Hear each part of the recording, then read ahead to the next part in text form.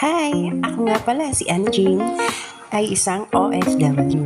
Ara, samahan niyo ako. Welcome to my new journey. So, ito, kakarating lang po namin ng airport. So, time check is 2 a.m. ng madaling araw.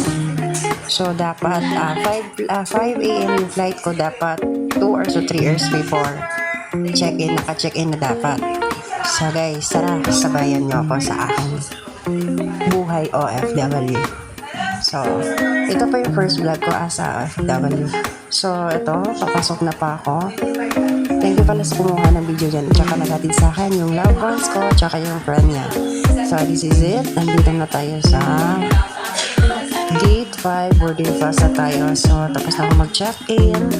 So, eto, luki-luki, so walang magawa, so inaantok, medyo nervous, so laban lang sa life.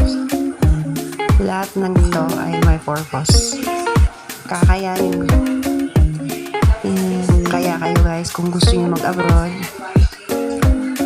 dapat buo desisyon nyo, hindi talaga madali na malayo sa pamilya tsaka sa loved ones nyo.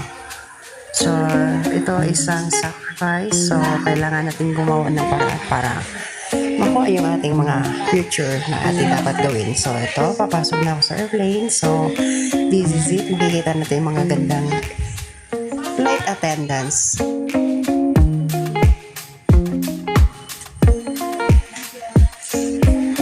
Okay. So, Adria. So, ito guys, kakapasok natin sa loob ng airplane ng PR2804 bound for Manila.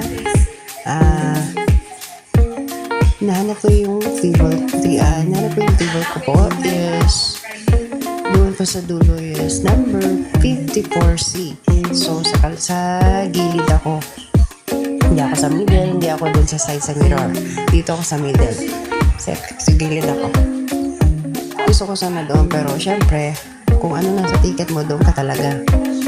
So that time po, inaantok po talaga ako doon na part. So hinanap ko yung cubicle na saan papasok eh. So ito, tapos na po, nakakapasok na po yung maleta ko sa cubicle. So this time is mga flight attendant is nagdedemo kung paano ang mga safety emergency.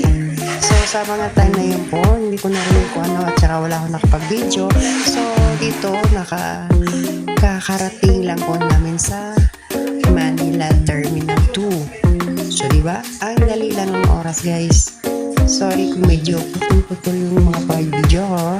Kasi nga, pagod yung inday nyo. So, this is it. Akalain nyo ba naman ang laki talaga ng airport ng Manila? Terminal 2 pa lang to. Wala pa yung 1 at saka 3.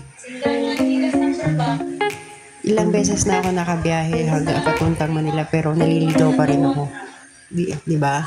Kahit na ilang beses ka magbabiyahe papuntang Manila, maliligaw ka pa rin sa sobrang laki. So, dito nga time, hindi ako mapakalay kasi hinihintay ko yung sino magsusundo sa akin. So, sa mga nararamdaman ko yan, medyo may kibo, may pagod, puyat, at saka gutom. Diba? Hindi mahirap maging OFW. So, napapaisip. Pero ayokong isipin mga bad kasi porsigido na akong lalabas talaga ng Saudi. So, first abroad ko as a OFW is sa Saudi. So, guys, hinihintay ko yung sundo ko dito. Kahit na nagugutom na ako dyan. Ang tagal-tagal talaga.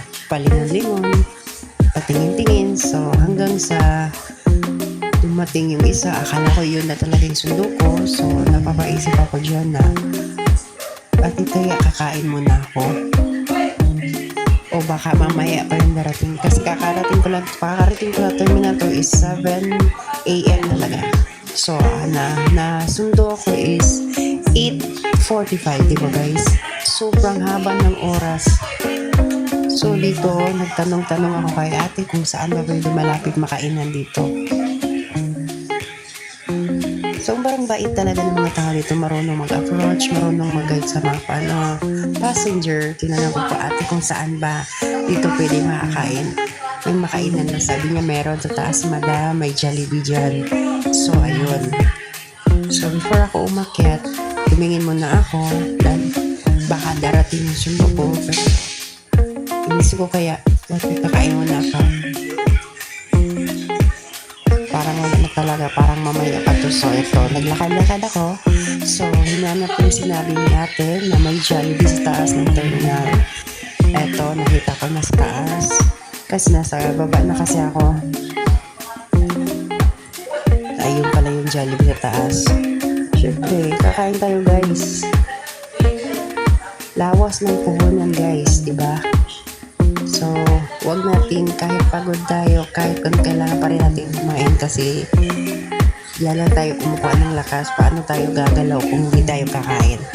So, ayan, nanap po yung elevator papuntang taas kasi gutom na akong kainan. Para na talagang mahihilo. So, ayun, nakita ko yung Jollibee. Eto, this is it. Dito na, kakarating ko lang sa Jollibee.